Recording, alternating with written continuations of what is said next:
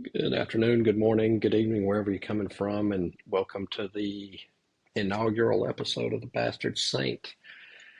And what I'd like to talk about, since this is our first episode, is I need to tell you what you're getting into here and what the Bastard Saint is. It's not deconstruction. I'm not interested in taking a person's faith apart or leaving them with pieces of it. I'm not doing reconstruction either. I'm not building a prettier version of the same bullshit that wounded me and has hurt so many other people. This is something else entirely.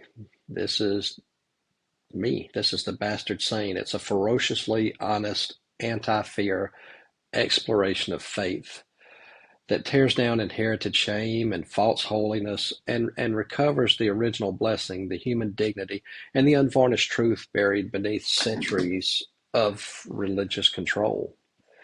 That is the project that I'm working on, and that is what I mean by the Bastard Saint. It's not destroying what's sacred, it's recovering it. Um, the name came to me when I was thinking about saints, and I don't mean the plaster ones or the ones in stained glass and halos, and they got their hands folded just right.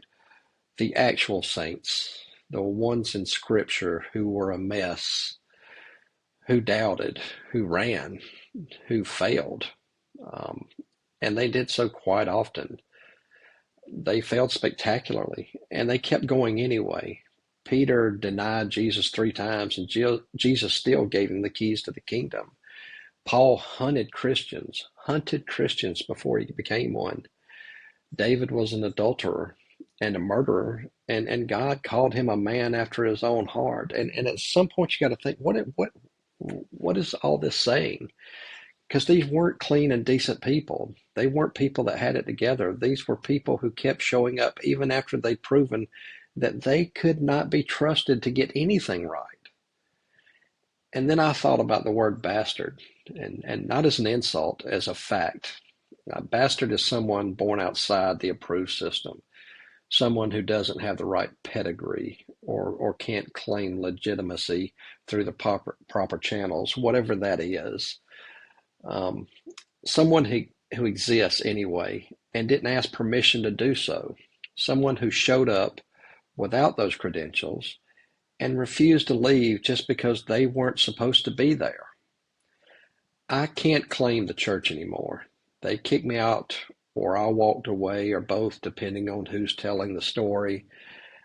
I won't claim atheism. I've seen too much. I've felt too much. I know too much about the thing that breathes life into dust to pretend that it's not there.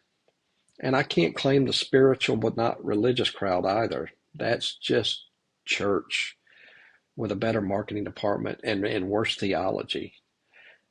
I found myself outside all of it, a bastard, and I still show up. I'm still wrestling with the text. I'm still asking the questions. I'm still refusing to let go of this thing that won't let go of me, even though I don't know what to call it anymore. And to me, that's a bastard saint. Someone who has no right to speak about the sacred, but does it anyway because the sacred won't shut up speaking through him. Someone who can't prove they belong but won't leave. Someone who got kicked out of the temple and keeps showing up at the gates shouting questions the priests don't want to answer. So here's what the bastard saint isn't. I told you what I am. I'm tell you what he isn't. It's not deconstruction. That takes things apart to see how they work, and that's fine and necessary sometimes. But in this instance, deconstructionism ends with the pieces on the floor and a smug sense of having something figured out. And the most dangerous person in the world to me is someone who's spiritual, religious, and sits there and claims, I know what's going on. I've got this whole thing figured out. I've got life worked out. No, you don't. And if you stand here and tell me you do, you're a damn liar, or you're a fool, or both. None of us do. None of us do. It's too immense. It's too chaotic. We can't figure it out. And that's why I say that standing in the question is what matters. I don't care about figuring it out. I don't care about what's true. I care about what's actually there when you strip away the control mechanisms and the shame and the fear and the 2,000 years of men using God as a weapon to get what they want. But it's not endorsement either. I'm not here to tell you that the church is right or that the Bible is perfect or you should come back to Jesus. It's not denial. I'm not here to tell you it's all fake or you're stupid for believing it or you need to grow up and move on. It's something else entirely, something that doesn't have it doesn't even have a category. It's taking the Bible and refusing to let it mean what other people needed it to mean. It's taking Genesis and refusing to let it mean what Augustine wanted you to believe that it meant. It's looking at the system and refusing to let it mean what the evangelicals needed it to mean. It's sitting with the question instead of forcing the answer.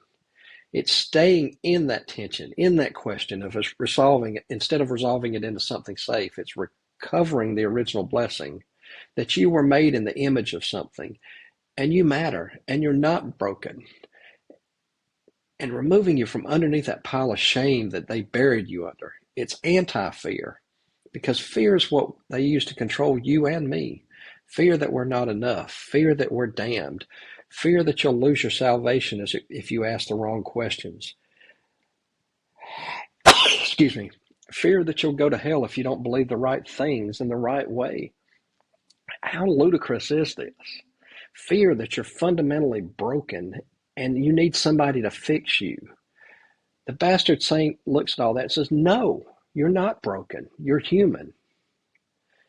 The garden is here. It's behind you. And that's not a punishment. That's just where the garden is. We're east of Eden, but not because of depravity, not because of geography. We are dust and image both. And that's not a contradiction. That's truth. And you don't need saving from being human. You need to stop believing the lie that being human is something you need to be saved from. That's what we're doing here. Not building a new religion, not tearing down the old one just for the satisfaction of watching it burn. It's recovering what was always true. What religion, what self-help, what all of this is buried. What was used to control you. What was twisted into shame and fear and obligation. Our dignity, our worth, our right to exist without apologizing for it. The original blessing that was there before we were ever told about original sin. So when I say I'm the bastard saint, I'm telling you, I don't have any credentials. I have no authority. I have no claim to legitimacy by any measure the church recognizes. I'm just someone that can't let go of the question, even though I don't know if it happened. I'm someone that keeps showing up even though I've been disqualified. I'm a bastard. And maybe I am a saint, not because I'm holy, because I won't stop wrestling with what I consider the holy to be, even though it's made a mess of me and millions of people around me. That's who's talking to you today. Someone outside the system, someone without the right pedigree, someone who showed up at the gates anyway. And I want to show you today what's actually in Genesis when you stop letting it mean what they need it to mean. Not original sin, not inherited guilt, not fundamental brokenness, just the fact of being human, dust and image, mortal and significant, expelled and clothed. So buckle up. We're about to go through just one chapter of Genesis, and it's not going to mean what you think it means. So the title of this is Afraid of the Wrong Snake. And that's a great title for this, because I think for decades of my life and my youth in church, I was taught one lesson.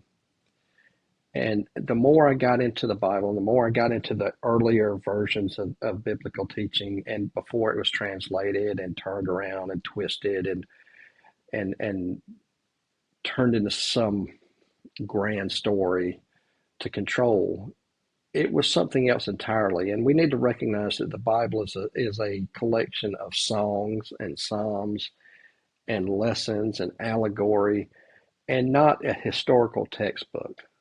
And if you go by the theory that it's absolutely a perfectly legitimate historical textbook, you're not going to buy this anyway, and you're wasting your time. But the Bible itself says it's not, so do with that what you may. The garden is not in the past. And I think that's what a lot of people miss, and me included when I was younger, is that all of this is not talking about 2,000 years ago. It's relevant in this very minute of our lives in today. The garden is not in the past. It's behind us. We just can't turn around fast enough to see it. Now, I've been digesting Genesis again because, not because I believe it happened or not because I think it didn't. That's irrelevant. I just don't know what to do with the fact that I'm here awake and watching myself be awake and carrying the story around. Because every preacher I ever sat under told me that they knew exactly what Genesis meant, and I bought it. The fundamentalists said it was literal history, 6 days, young earth, all of it factual and perfect. And then the progressive came along when I grew up, and they said it was ancient mythology and patriarchal garbage, useful only as a warning about what not to believe. Then the mystics came and said it was allegory and consciousness shit and the fall into duality. And all of them are certain, and all of them are full of crap. Or they haven't actually really read it, because Genesis doesn't do what any of them need it to do. It begins with two creation stories that don't match. Chapter 1 gives you pattern and rhythm, 7 days of separating and filling, light and dark, sky and sea, land and plants, sun and moon, fish and birds, animal and humans, then rest. And God saw it and was good, and God saw that it was good. It's ordered, almost like a chant with its repetitions. Then chapter 2 starts over. And here's the second version. Now there's a man formed from dust before anything else grows. God plants a garden and he plops him right in the middle of it.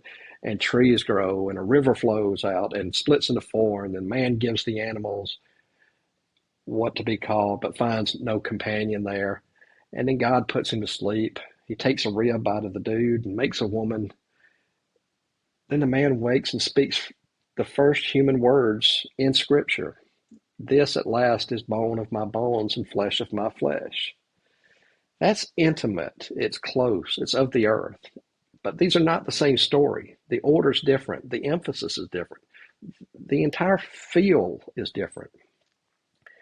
And for centuries, people have tried to force these two things into agreement. They say that chapter 2 must be a detailed account of day 6. The chronology must be thematic rather than sequential. But whatever explanation they give lets you ignore the contradiction. The text itself isn't bothered by this. It just gives you both versions and moves on like it's perfectly fine to have two incompatible accounts sitting right next to each other. Now, I'll tell you from an aspect of writing, this makes no sense. And I don't think people who were writing back then had any less sense than we do now about how a story should flow. They didn't give you two stories that didn't match and say, okay, figure it out. This was on purpose, and it should tell you something. Whoever put Genesis together wasn't interested in giving you a single, consistent, unambiguous story you could win arguments with. They were interested in something else, something that required holding two different perspectives at once, something that couldn't be ironed out into a simple narrative without losing what it was trying to say. And we can't handle that. I don't know what it is about humans, but we cannot handle that duality. And the church certainly can't. They need Genesis to be one thing or the other. They need it to be literal history that proves the Bible is true. The other side needs it to be false so they can prove that it's ancient mythology. Either it's God's perfect word that must be defended at all cost, or it's primitive superstition that must be dismissed entirely. And both ways are just not reading what's there. They're just making it safe for their viewpoint, for their consumption. They're making it manageable. They're making it useful for the argument that they're already having. But the piece itself refuses to fit into either one of these categories. Let's look at the tree itself, the tree of knowledge of good and evil. Sounds simple. Everybody thinks they know what this means. The fundamentalists, they say it's about obedience. God said don't eat it. They ate it. That's a sin. End of story. The progressive, they say it's about patriarchy and control and ancient man inventing reasons to keep women subordinate. Both overly simplistic. The mystics say it's about consciousness and awaking and the necessary passage from innocence to experience. And the skeptics say it's about ancient people trying to explain why life is hard and why our bodies fail and why we all die anyway. All of these are trying to solve this simple tree, to explain it, to make it mean something comfortable and settled that fits into the system they've already built.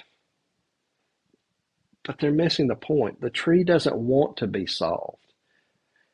Then the serpent shows up and says, you will be like God, knowing good and evil.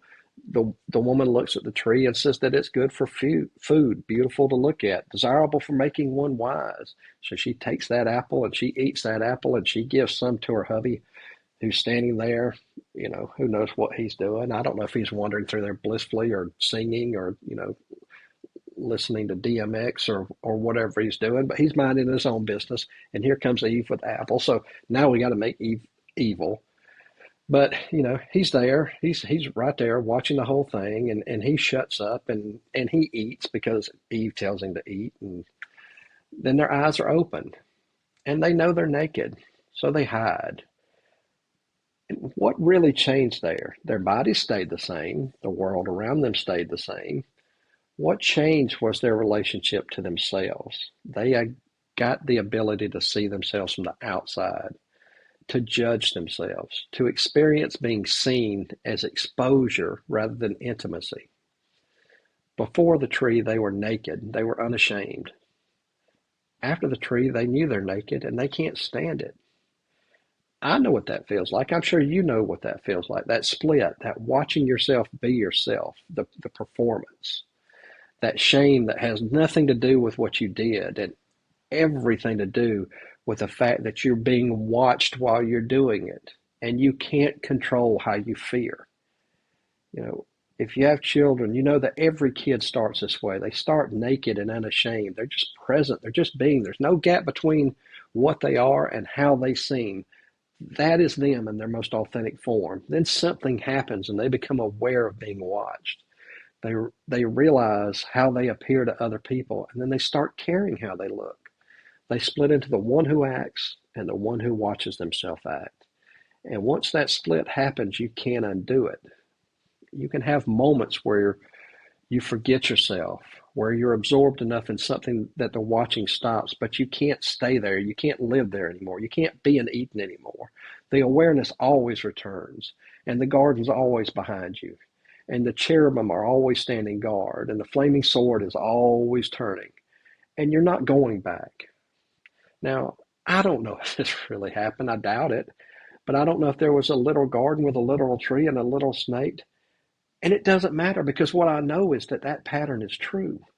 What I know is that this describes something that happens to everyone who grows past childhood into the burden, yes, the burden of self-awareness. And Genesis won't tell you what to do about it. That's what's so aggravating. It won't give you the way back. It won't provide instructions for recovering innocence. It just says the way is barred. There's guards there. The sword's there. You are east of Eden now. Figure it out. And then God shows up in the garden and yells out, "Where are you?" And this isn't a question asked of ignorance. It can't be. This is an invitation to come out of hiding, to acknowledge what happened, to speak. Instead, the man does what the man does. He blames the woman, which is what that's real. That's what we would do. The woman you gave me to be with me, she gave me the fruit and I ate. Now, notice that. The woman you gave me. He's blaming her and blaming God in the same breath and refusing to take responsibility for the bite that he took, pointing at someone else, making it their fault. And then a woman, what does she do? She blames the serpent. The serpent deceived me and I ate. Nobody stands there and says, I did this. They don't own it. This is what happens when you eat from the tree of knowledge of good and evil. You don't become wise, you become a judge. And the first thing you judge is that nothing is your fault. Now, God, He doesn't argue with them. He doesn't demand a confession. He doesn't strike them down. He just states the consequences. To the serpent, He gives him his thing. You will crawl on your belly and eat dust. To the woman, pain in childbirth, desire for your husband who will rule over you.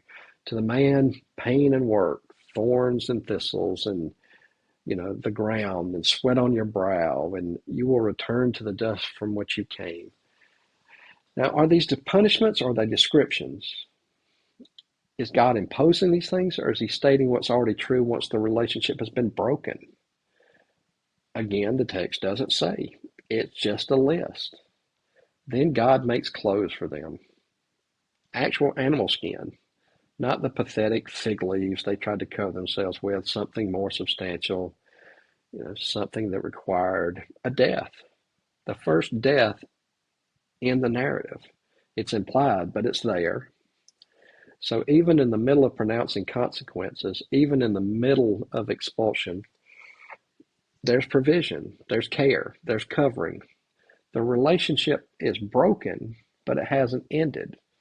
God is still engaged with them. He's still present. He's still providing, but He's also still expelling them. He's still placing the guards. He's still placing the sword there, but He's giving mercy and judgment together, and protection and expulsion together, covering and consequence together. You don't get to separate these. You don't get mercy without judgment or covering without consequence. You get both. You always get both. And nobody wants both. Everybody wants one or the other.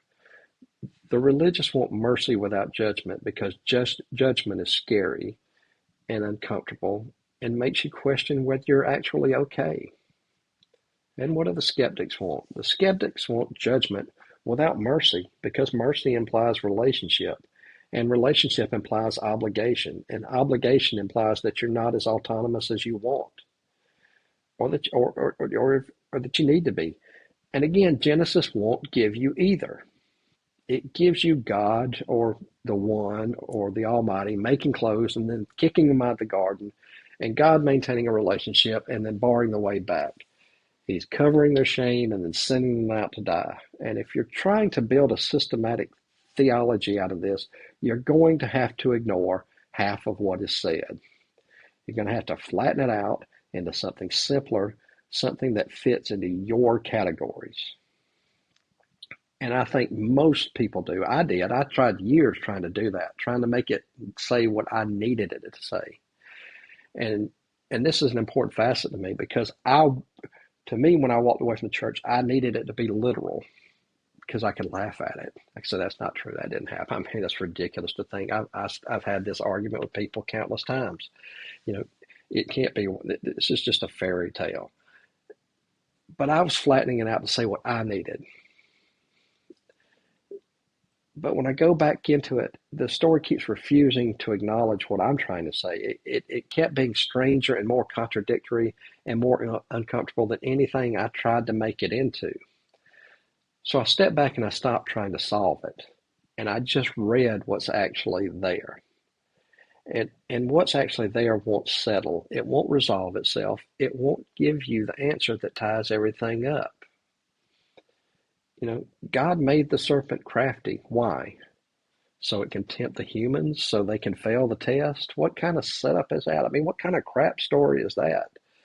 God puts the tree in the middle of the garden, not hidden, not off in some distant land, right there smack dab in the middle where they'll see it every day, and then forbids them to eat of it. He says, here's everything freely given except this one thing. Touch it and you will die. And again, if you have children, you knew how this story was going to end up before you even got to the next sentence. If I put a piece of candy on the table and tell my child, do not touch this, it's a fool's errand. So why put it there at all? The text doesn't say. It just does it, and it moves on like this is a perfectly normal occurrence. And then the serpent comes along and says, oh, no, you won't die. Your eyes will be open and you'll be like God and you'll know good and evil, all which turns out to be true. They don't drop dead. Their eyes are opened. God himself confirms it afterward. The man has become like one of us, knowing good and evil. So the serpent wasn't lying about the facts. He was lying about the price of those facts. Knowledge doesn't come free. It comes with distance, with division, with shame. Before they eat, they're naked and unashamed. After they eat, they know they're naked and they hide. What they gained was the knowledge of good and evil, the capacity to judge, the burden of being their own authority. What they lost was intimacy, and not just with God, with each other, and more importantly, with themselves, and they can't get back. That way's barred. Not as a punishment, as necessity, because you can't unknow what you know. You can't unsee yourself. You can't go back to simply being without also watching yourself be. This is the human condition. Not a historical event, but a psychological structure. Not something that happened to Adam and Eve, but something that happens to everyone who grows past childhood into self-awareness. Genesis is not giving you an explanation for this. It's giving you imagery, the story, the pattern that keeps repeating throughout history. And it's refusing to tell you what to do about it. It's just saying there's no way back. There's no way back. But there's also no instruction manual for how to live east of Eden. There's no guide, there's no answers. They're just consequences that are both just and merciful, relationships that are both necessary and fraught. You're dust given life by divine breath. You're made in God's image and destined to return to the ground. You're capable of both tremendous good and terrible evil. But you're responsible for your choices even though you can't see the full picture. Now hold all of that without trying to resolve it. Don't pick one and try to ignore the other one. Don't flatten the tension into something manageable. The tension is the truth. You matter and you're mortal. You are free and you are constrained. You are loved, but you are also judged. You're expelled and you're clothed, and it gives you both sides always in every part of the story, and it will not let you choose. Chapter 1 says you're creating God's image, male and female, both at once, equal. Chapter 2 says the woman is made from man's ribs, second, as a solution to his loneliness. Which one is true? Both. Neither. The question is wrong. Genesis isn't trying to give you a biology lesson or a prescription for social order. It's trying to show you something about relationship that can't be said in a single way, that requires multiple angles, that needs both equality and difference, both sameness and otherness, both dignity and dependence. We can't handle that. We need one or the other, either man or woman. Either they are identical or women are subordinate, either equality or hierarchy. Pick one. But no, Genesis gives you both. It throws them both at you and it walks the other direction. And then in chapter 2, before the fall, the man is placed in the garden to tend it and keep it. And labor is part of the paradise. It's not punishment, it's purpose. Then after the fall, God says the ground will bring forth thorns and thistles. You'll eat by the sweat of your brow. So is work good or is work a curse? It's both. It's something you need, and it's something that exhausts you. It gives you identity, and it steals your life. It's how you contribute, and it's how you're exploited. Genesis isn't explaining why it feels like this. It's just showing you that it does. And it's holding up a mirror, and it's refusing to make it okay, refusing to give you the comfort of an explanation, refusing to tell you that it all works out in the end, or that suffering has a purpose, or that God has some mysterious plan. It just says thorn and thistles, sweat and toil, dust to dust. I don't know what to say about the thing that set all this in motion. God is a burned word. It's so loaded with baggage that you can't say it without importing 2,000 years of men using it to control other people. The religious have made it a weapon. The atheists have made it a joke. The spiritual have made it a hashtag. And frankly, it's all bullshit. And none of it matters. But something made light. Something set the pattern. Something breathed life into dust.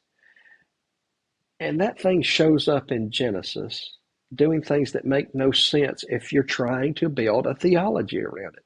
It makes the serpent crafty. It puts the tree in the middle of the garden.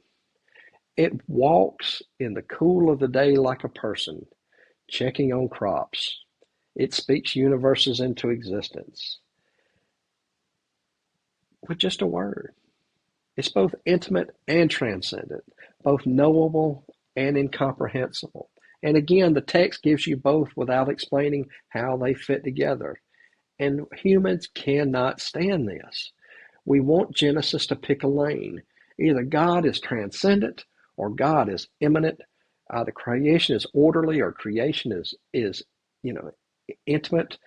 Either humans are dignified images of God, we're image bearers, or we're dirt given temporary life. But it gives us both and refuses to choose. And this refusal is not a flaw. It's the entire point. Because reality itself has these contradictions. They're all around us. We are both grand and we're so very small. We matter in the scheme of things. The universe brought us into being. We are not an accident. Our existence has purpose. And you're also a collection of atoms that will disperse when you die. Both are true. To insist on only one of these versions is to lie about what it means to be human. This is what Genesis is doing. It's not telling you about original sin. It's not explaining why you're damned and need saving. It's not giving you a 5-point plan for how everything got broken and how God's going to patch everything up. It's showing you the divide, the watching, the shame, the covering, the expulsion. It's showing you that you are dust and image, mortal and significant, limited but responsible, expelled yet clothed. Let me say that again because it matters. Genesis is not about original sin. That doctrine doesn't appear anywhere in these chapters. You have to import it. You have to read it back into the text from centuries later when Augustine needed a way to explain why babies die and why sex feels so shameful and why he couldn't stop wanting the things he wanted, even after he'd committed his life to God. Original sin is Augustine's answer to Augustine's problems. It's not in Genesis. It's not from God. It's not from Jesus. It's from Augustine. What's in Genesis is a story about what it costs to become self-aware and what happens when you can see yourself from the outside, about the split between being and being watched, about shame that comes from realizing that you are being seen and you can't control how you appear, not from doing something wrong. Nowhere does it say that you're born broken. Nowhere does it say you will inherit Adam's guilt. Nowhere does it say you're depraved from birth and need external salvation to be made whole.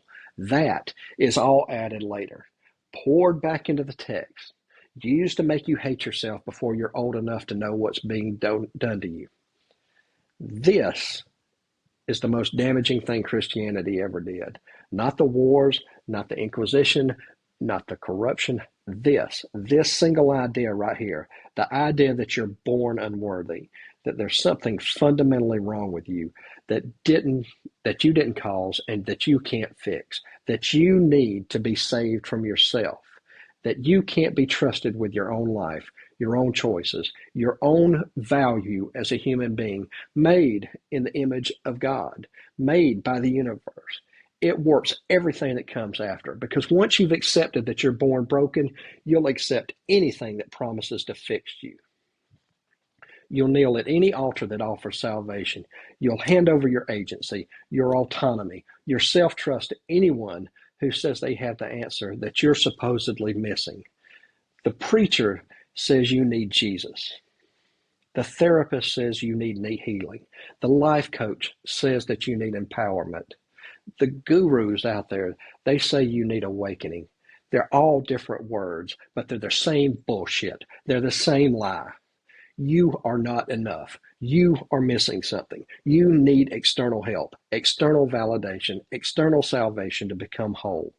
And you'll pay for it with money, with obedience, with years of your life spent chasing something you were told you lack. Because they convinced you early, before you could question it. I know this because I went through it, that you're broken, that you came into this world wrong, that you need what they're selling. And make no mistake, they're selling it to you. Genesis doesn't show you this. It shows you two people who were whole, who made a choice, who gained something and lost something, who can't go back, but are still covered. They're still sent out with purpose. They're still made in God's image. Even after everything, they're still the same people. The man and woman don't become depraved when they eat from the tree.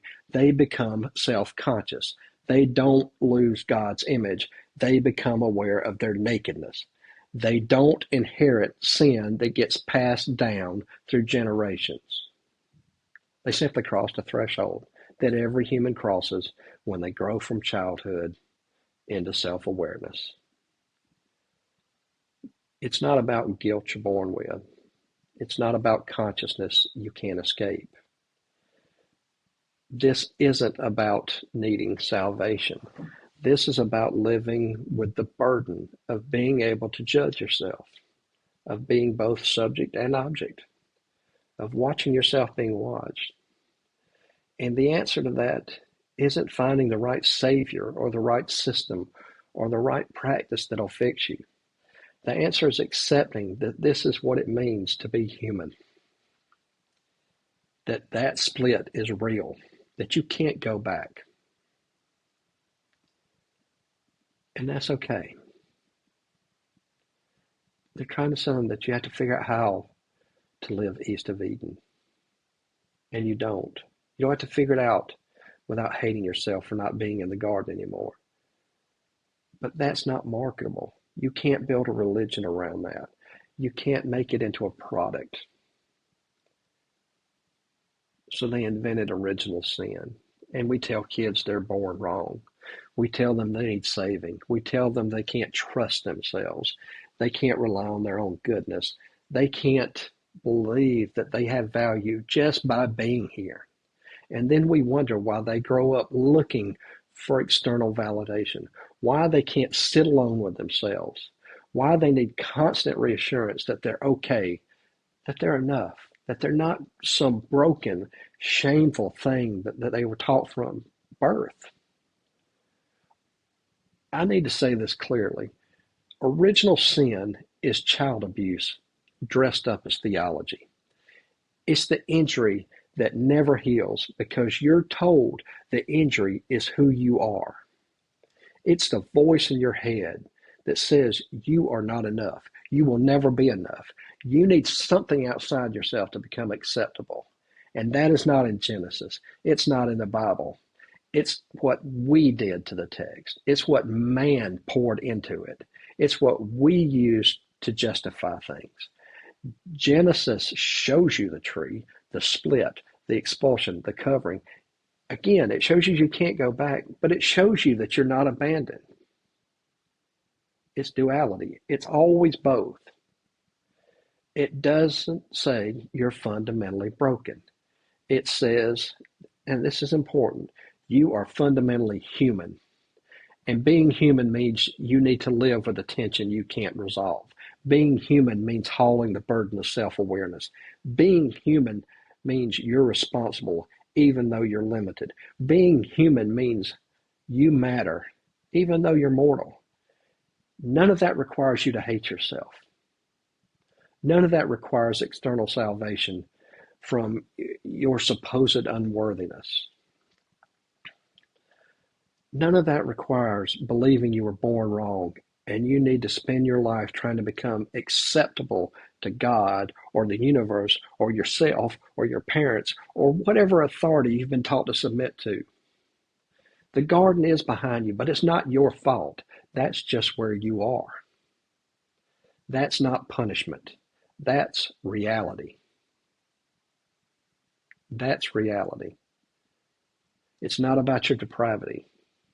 It's not about the impossibility of returning to a state of consciousness you've already left. You don't need to be saved from that. You just need to accept it. You don't need to fix yourself. You need to stop believing you're broken. You don't need external validation. You need to stop looking for it in systems that profit from your self-doubt. This is what Genesis is actually offering if you can strip away all the theology that got poured on top of it. A story about what it means to be conscious, not a story about your unworthiness. An image of the human condition, not a doctrine about inherited guilt. An invitation to see yourself clearly and stop hating what you see, not a system for salvation. Now, the self-help industry, they run on the same lie as the church.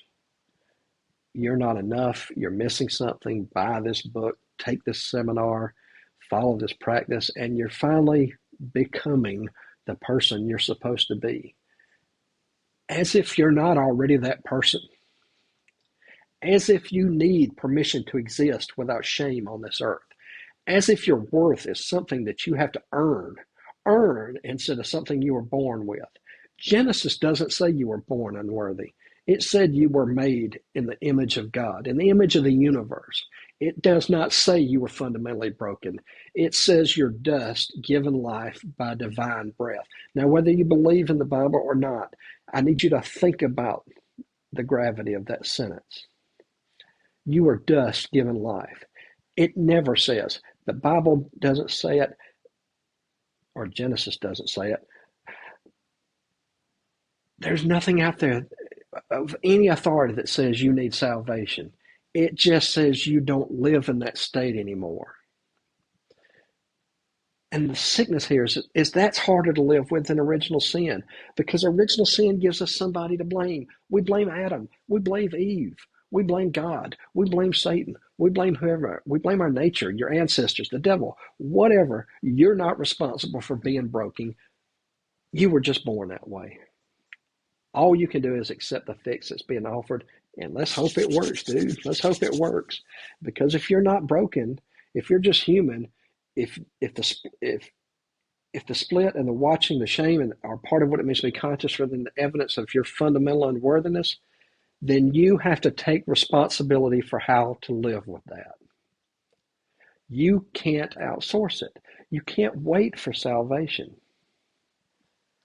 You can't spend your life looking for external validation that you're okay. You have to decide that you're okay. You have to accept that you're dust and image both. You have to live with the tension.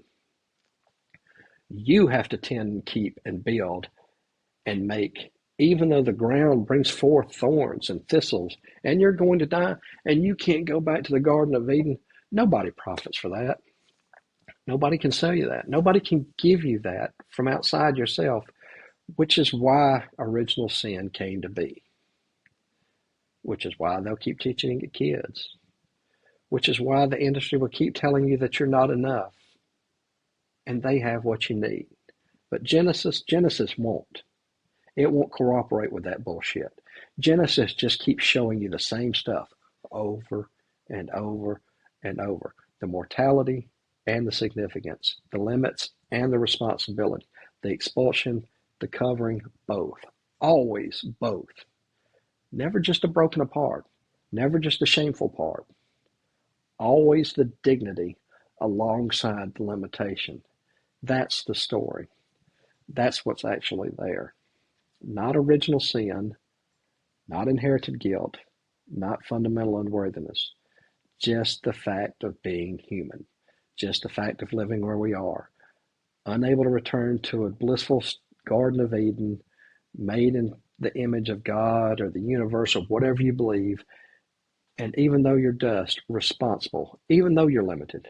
And maybe if we stop teaching kids that they are born broken, they'd grow up able to sit with themselves, able to trust themselves, able to live in this question without needing constant external validation that they're enough.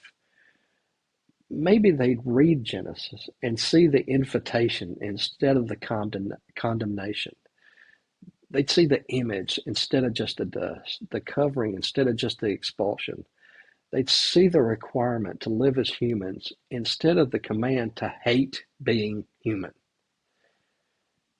Maybe that's what Genesis was always trying to do. Show you what you are without telling you to despise it. To show you the split without saying that it makes you worthless. To show you the garden without you saying it's your fault and you can't get back. Just the question. Just a mirror, just the invitation to see clearly and stop believing the lie that you need fixing. And that's a powerful statement. It's truly a powerful statement. It's inviting you to live in the question, not to solve it, not to escape it, not to build a theology around it, not to take it and make it into something manageable, to sit with the question, to let it be strange and contradictory and uncomfortable as it actually is, to admit that you don't know what most of it really means, to stop using it as ammunition for your arguments and start letting it ask you questions you can't answer. Question like, what does it cost to know? Question like, what's your responsibility in a world you didn't design? Question like, can you hold that tension between being dust and bearing the image of something greater than you without resolving it into its simplest terms? The text never answers that for you. It just keeps standing there, holding up the mirror, showing you the question, asking what you're going to do now that you can't go back. Again, the garden's still behind you. You just can't turn around fast enough to see it. So what now? That's the question. And that's the question Genesis leaves you with. Not original sin, not damnation, not a system or a solution or directions back to innocence. Just the fact of being human. That's it. Just the simple fact of what it is to be human. Just the invitation to stay in the question instead of forcing an answer. To live with the tension instead of resolving it. To let Genesis be as strange as it actually is instead of making it say what you need it to say. That's all it's offering. No comfort, no certainty, just a question, just a mirror, just the invitation. Just asking you to look at what's actually there instead of what you wish was there. And that's enough. Maybe the questions are all there are. Maybe admitting that you don't know is more honest than pretending you do. Maybe sitting with the strangeness is better than turning it into something manageable. Maybe that garden being behind you is just how things are. I don't know why that's a bad thing. I love the questions because a question gives me a partial answer that gives me another question. And maybe Genesis is just inviting you to see that, to know it, to sit with it, to let it work on you without trying to solve it or escape it or use it to prove you're right. And maybe that's all it ever was, an invitation to the question.